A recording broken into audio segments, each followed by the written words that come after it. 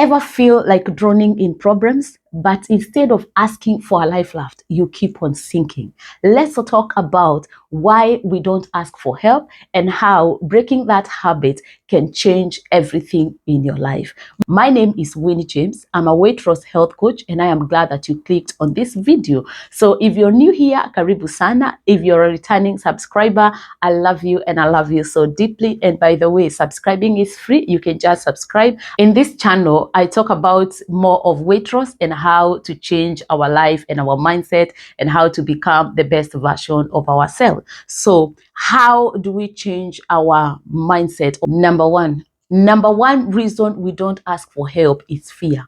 The fear of unknown. We don't know if we try, it will fail. We don't know what will happen, but it's just fearing because we have not tried. We have not let ourselves get into that space and fail or win. And by the way, I don't see failure. There is nothing like it is perfect. It is a journey. If today it did not work, doesn't mean that tomorrow it will not work. All right. So the fear is what keeps most people, the fear of unknown.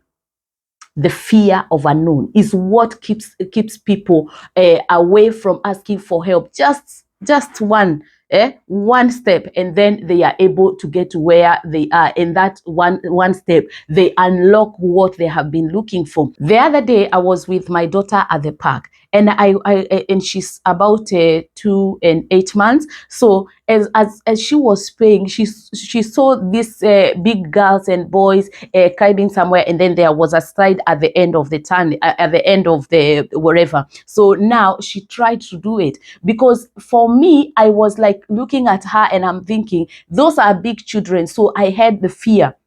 Right?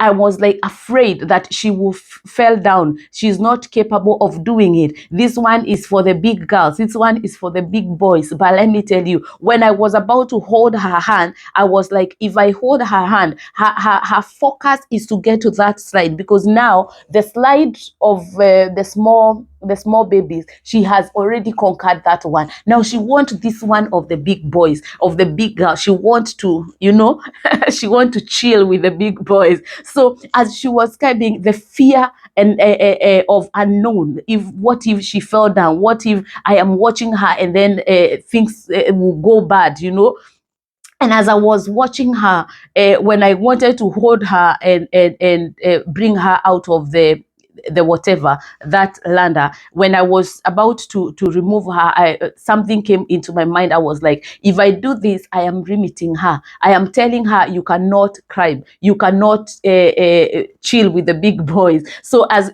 she was climbing, I let her and I left her to do it. I was just behind her. I was just there, just in case something happens, as she was climbing, and I was seeing the confidence. She was taking one step at a time, and she's 2 and 8 months. Yeah, basically almost 3 years. And if it were me, I would look at it even as for me now. If I look at it, I feel like I will fail, because I am climbing up. I don't know how to navigate through those things. But as she was climbing, she was doing it so confidently, and then she went up. All right. As she was doing, she was climbing, I was asking myself what is going in her mind. And one thing stuck with me is that it is her focus. She is focused on where she's going. Her focus, it is not where she's climbing. Her focus is the slide, because the slide was what she wanted. The reason of climbing that is because there was no other way to get there. The only way to get to that slide, it was climbing. That was the only way. So she had the confidence because she had the focus. But once she got up there, there was a straight whatever, like a pathway to walk, right? As she was walking through that thing, there were boys and girls that were playing and doing other things. And now this one, their focus was not to go to the slide. Then they were, because they are big, they were jumping from that whatever to the sand, you see. So when she got there, she was like, I think I want to try this. So where am I going? Number 2, distraction. So when she stood there, forgot that she was going there because of the side. And now she wanted now to jump. That is how most of us are. You start a journey, you start a healthy journey now, and then you meet someone tells you, you all know one a flat tummy, let us do this, as if the losing weight and keeping healthy, it is just about the tummy, and now you're distracted. And once you're distracted completely, you forget. So now you had started a journey that was very nice, that was very clear. You knew very well, this is where I want to get, this is the amount of weight I want to drop. And then now someone comes and tells you, you owe no one a fraternity, and now you're like, no, this one, I am not going to do it. You get distracted, and then you get to 01. And then you start saying, 2020, I started a journey, and then I sank back, and then blah, blah, blah, blah, and this one happened, and that one happened, so I did not do it. Now I go to the journey, now I am overweight, now I have added this one, now I have done this. So because you got distracted. So, but if you have someone, this is why you need to get someone to help you, someone, an accountability partner, or someone to coach you on your journey. If it is weight loss, and we need coaches in many areas of life. If it is business, if it is finances, we need a coach. If it is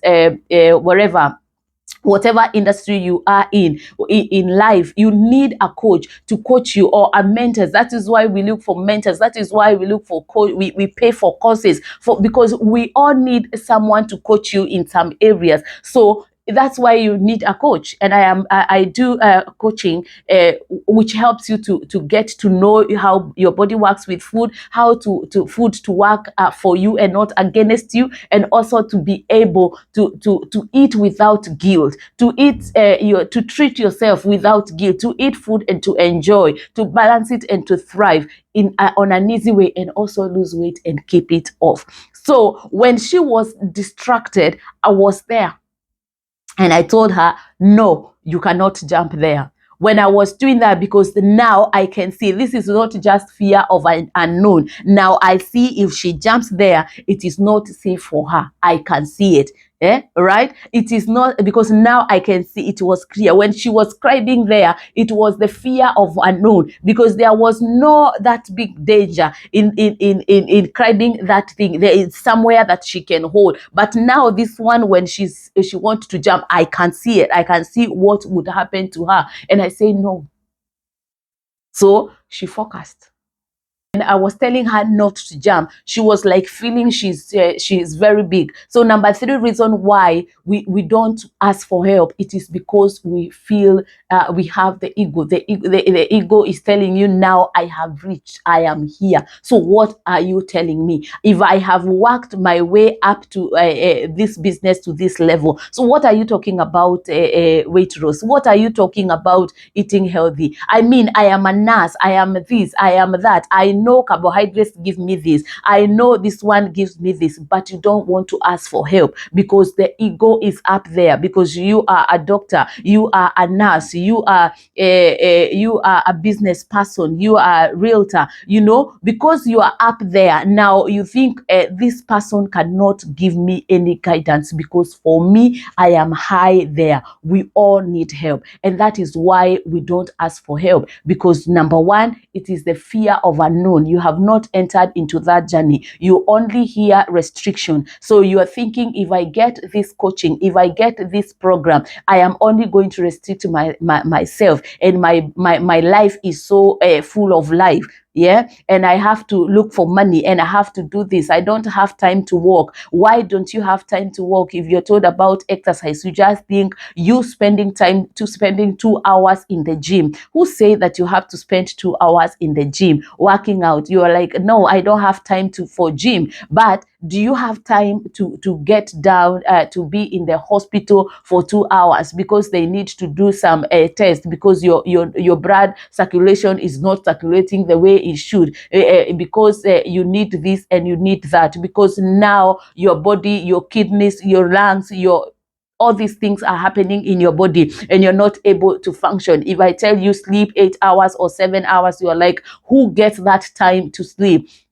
my question is, where will you get that time when you're in that bed, when you're sick, when you have cancer, when you are sick and you can't move, when they are feeding you through the pipes, right? How are you going, where are you going to get time? I am telling you, you need to take care of yourself now, not then, not tomorrow. And you see, when you hear eating healthy, you think of things that are not interesting. In my coaching class, I teach people how I love, personally, I come from Africa, I come from Kenya. And if there is one thing that I value, or I love so much, it is the taste of food. If food does not have a good taste, I don't see the need of eating. So to me, taste is very important when it comes to food. So you can't tell me now I'll be eating broccoli boiled. You tell me that I will be eating boiled meat for me to live a healthy life. That one I said no. So I had to find a way, and this, I know it is not just me. Most of us who love tasty food, most of us want that food. When we hear a weight loss, we hear a restriction, and when you hear restriction, because our mind is wired just to survive. Our mind is looking for that problem to survive. Our mind is wired to look for an easy way, a safe way, not for way to survive. And because our mind is wired to look for that safe way, when you hear weight loss, you hear a restriction, and that's why you don't ask for help. That's why it is hard for you to reach out to get to know what is happening. So number one reason you need to do it is to get fear out of your way. Number two, it is the distraction. Remove all the distraction. If you see there's something that is not giving you anything, let's say you're taking takeaways every day, and your takeaway is more of processed food, your takeaway is more of sweet, your takeaway, how do you take crackers and sleep? What is it going to give you? It's only going to give you going to spike your insulin. It's going only just to give you the energy for few minutes, or for 2 hours, and then you're hungry again. So but it is not giving you any nutrients in your body. It is just the energy that is giving you. So and I always say that it all depends with what you're putting in your mouth. You are either feeding your a disease, or you are healing yourself, because whatever gets into your mouth is what is important. So every time you look at the plate, see if you, whatever you're eating, it is distraction, or if you're feeding a disease, or you're healing your body. And number three, we say it is the ego. So stop feeling like you are on the top of everything, because maybe you have the money, maybe you have a big house, maybe you have a big connection. No, ask for help. Ask for help.